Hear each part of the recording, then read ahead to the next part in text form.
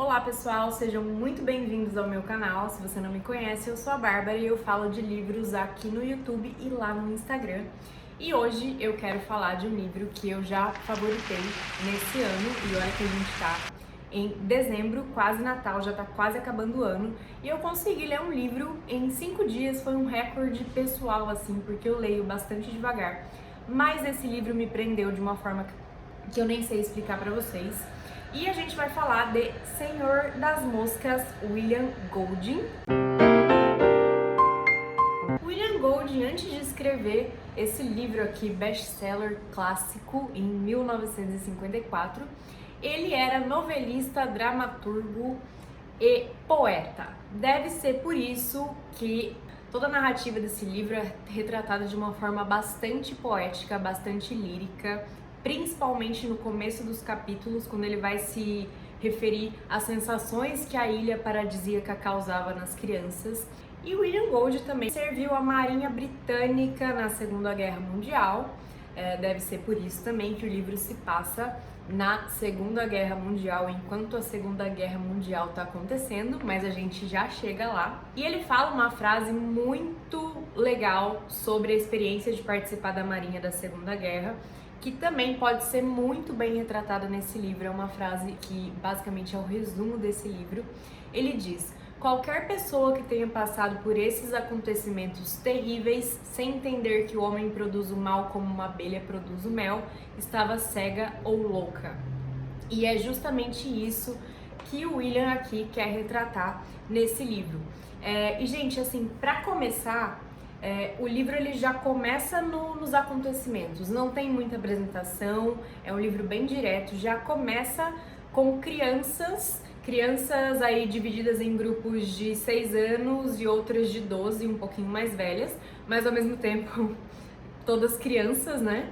Pensa um monte de criança numa ilha, sem nenhum adulto, perdida, sem nada, sem saber nada do que fazer. E é assim que começa o livro. Em apresentação sem nada, a gente já se encontra com Ralph e Porquinho, que são os dois meninos que acordaram primeiro ali e estão vendo o que está acontecendo.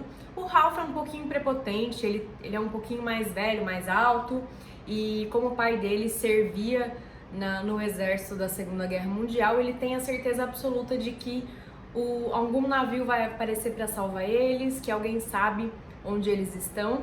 E o Porquinho, já fazendo o racional da coisa, ele é até um pouco chato com isso, porque ele é mais adulto que os outros. Ele fala: não, a gente tem que aprender a se virar, porque a gente tá no meio da guerra e não sabemos o que vai acontecer. A gente precisa pelo menos achar uma fonte de comida. E ele começa a raciocinar assim. E aí que eles encontram uma concha que dá pra tocar, e eles acabam tocando essa concha e chamando a atenção dos outros meninos perdidos da ilha. E ali começa a se formar um grupo com todos os garotos perdidos. É bem Ilha de Lost mesmo,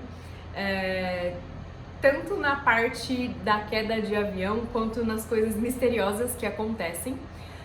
E aparentemente eles se dão bem nessa ilha, na questão de sobrevivência, porque a ilha é bem propícia para você sobreviver. Então tem algumas árvores frutíferas onde os meninos conseguem comer, tem uma nascente ali que tem água potável, tem sombra, então eles conseguem ali viver uma vida razoável na questão da sobrevivência. Eles elegem um líder, o Ralph, porque o Ralph, enfim, tava com a concha, é mais velho, falou primeiro, é mais ou menos assim que eles se organizam. E tem um dos meninos, o Jack, ele é membro do coral da igreja e ele reúne caçadores e eles saem para caçar porcos. Nessa ilha tem porcos selvagens, então cada um ali fica na sua divisão. No começo até que funciona bem. O William Golding ele traz bastante a inocência da criança nesse contexto, porque, poxa, eles estão ali numa ilha paradisíaca e eles simplesmente estão felizes. Eles conseguem brincar, eles conseguem... O Ralph mesmo, ele vive plantando bananeira, eles se divertem, eles brincam de pega-pega, eles ficam cantando, gritando, se divertindo, até que o tempo vai passando E o resgate não chega e eles começam a sentir falta das coisas básicas. Poxa, não tenho um banho pra tomar, minha roupa tá suja, eu não escovei o dente, tô com dor de barriga porque comi fruta demais. Os meninos caçadores demoram muito tempo pra conseguir caçar um porco, né? Eles não têm experiência nenhuma no mato. E aí a coisa vai pegando, porque conforme as coisas vão acontecendo, tudo vai ficando mais difícil e eles começam a ficar realmente desesperados. E é aí que o livro quebra a gente no meio, porque é nesse ponto que ocorre a falta de civilidade no livro. Então os meninos começam a ficar desesperados, os mais novos começam a ter medo de algumas coisas que acontecem na floresta, que é bem misterioso, e é aí que entra uma parte do Senhor das Moscas que eu não vou falar muito bem o que é pra vocês vão ter que ler pra descobrir. Mas basicamente o Senhor das Moscas é a tradução da palavra hebraica Baalzebu. E Baalzebu na mitologia cananeia e felícia é a junção de Baal, senhor do trovão, da agricultura, da fertilidade e é também associado à morte, com o Zebu, que é o deus das moscas e das pestes. Então, nessa mitologia, o que acontece é que Baal e Zebu eram arqui-inimigos, e aí acontece uma guerra épica onde abre um buraco negro no cosmos e eles se juntam e formam Baalzebu, essa entidade maligna que é misturada com morte, peste e moscas e tudo que é de ruim. E também na literatura cristã, o Baalzebu é conhecido como o diabo, como a entidade do diabo. Dizem, não sei, procurei na internet, dizem que ele é o irmão mais velho de Lúcifer, o anjo caído. Então o Senhor das Moscas é representado no livro por essa entidade que vai aparecer na floresta, e esse é um dos melhores capítulos do livro, porque você fica realmente muito assustada. Eu fiquei assustada, é aterrorizante.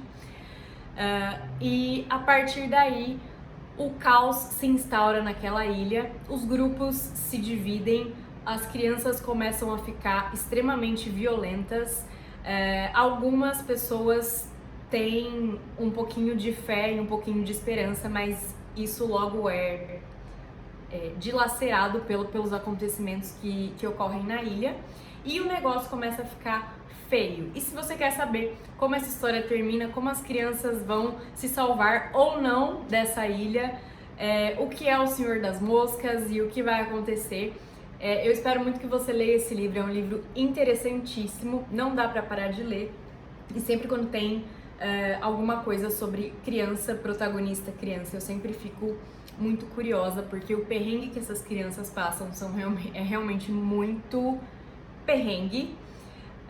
E o William Gold escreve de uma forma assim maravilhosa, é muito lírico, como eu já falei no começo, então é uma história bem gostosa, não existem palavras difíceis, é uma história bem objetiva, e é uma crítica muito grande à selvageria do ser humano. Basicamente a gente volta para o homem das cavernas ali, e o William Golding parece que ele narra a cena como se ele estivesse ali observando aquelas crianças e meio que fazendo um experimento científico, sabe? Então é muito, muito interessante. Você vai observando o que acontece com o ser humano a partir do momento que não existe mais civilidade alguma. Não importa o que é a civilização, só o que importa é aquela ilha e o que ela proporciona para os meninos. E é uma história realmente muito interessante. A minha nota foi 5 estrelas, como eu disse, foi um dos meus livros favoritos do ano, e o ano já está acabando, então significa que eu já li bastante livros. Então eu recomendo bastante essa leitura. É um clássico, e clássicos são clássicos por algum motivo. E ficamos por aqui com a resenha, espero que vocês tenham gostado. Não se esqueça de se inscrever no canal, deixar o seu like para apoiar a minha produção de conteúdo, e a gente se vê no próximo vídeo. Beijinhos!